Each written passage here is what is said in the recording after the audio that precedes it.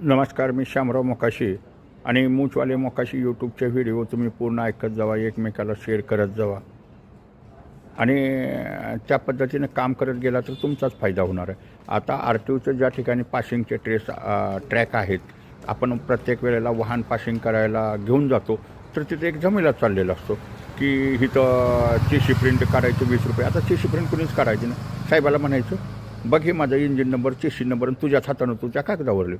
दुसरं म्हणजे जे वाहनांना पासिंग करतेवेळी तिथं QR कोडच्या रिप्लेस टेप लावाव्या आपल्या वाहनाला लागते की म्हणजे रात्रीची गाडीवरती रिप्लेस लाईट पडली की ती गाडी चककते आणि कुठं अपघात वगैरे होऊ नये, हा त्याचा मूळ उद्देश आहे. आणि महाराष्ट्रात जवळजवळ 8-9 कंपन्यांना शासनानं, परिवहन विभागानं मान्यता दिलेली आहे.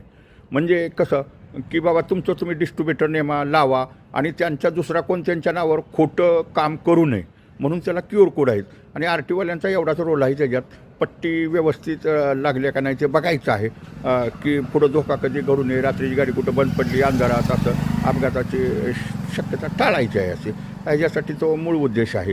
आणि मग ते कुणाचं त्या कंपनीवाल्यांचं नुकसान होणे QR कोडवाले पट्टे आहेत आणि ह्या मात्र आर टी ओवाल्यांनी QR कोड त्याच कंपनीची पट्टी आहे का, म्हणजे शासनाचा मूळ उद्देश होता की ह्यांची कंपनी आहे, ह्यांना आपण परवानगी दिलेली आहे, ह्यांची पट्टी पास केली आहे, उद्या कोणीही तिथं दुसऱ्या बोगस पट्ट्या करतील ह्या कायद्याप्रमाणे त्यांना ते दिलेलं आहे, परवानगी दिलेली आहे. पण ते आर टी ओच्या ठिकाणी लावण्यासाठी जी काय लोक असतात ना, ते आर टी ओचे दोस्त लोक आहेत आणि हे मिळून लफडा करत असतात. आता तुम्ही सर्व मराठी लोकांनी हा आर टी ओशी निगडीत एक चांगला व्यवसाय आहे. तुम्ही ह्या 8-9 कंपन्या आहेत त्यातल्या कुठल्याही कंपनीच्या तुम्ही पट्ट्याचं डिस्ट्रीब्युटर बना आणि ते आपल्या इथंच दुकानातच लावायचे. कुठं बी तुम्हाला 30-40 हजार 50,000 भांडवल लागेल, खाली तुम्हाला चांगले त्याच्यात पैसे मिळतील. जे काय नियमानं त्याच्या पट्टीतनं काही तुम्हाला फुटाला काही 2 रुपये बसतील ते तुम्हाला बसतील ना. आता ते ट्रॅकवर लावायचेच नाही, त्यांनी गुंडा उभे केलेले आहेत. तरी सर्व वाहन मालकांनी आता त्या ट्रॅकवर पट्ट्याच लावू नका. जिथं जिथं कोण दुकान घेईल, एजन्सी घेतील, हे एजन्सी पटकन मिळतात. तो 8-9 कंपन्या आहेत, कशाला त्यांना ते बिनकामाची आर टी ओची लुटालूट चाललेली आहे सगळी बिनकामाची.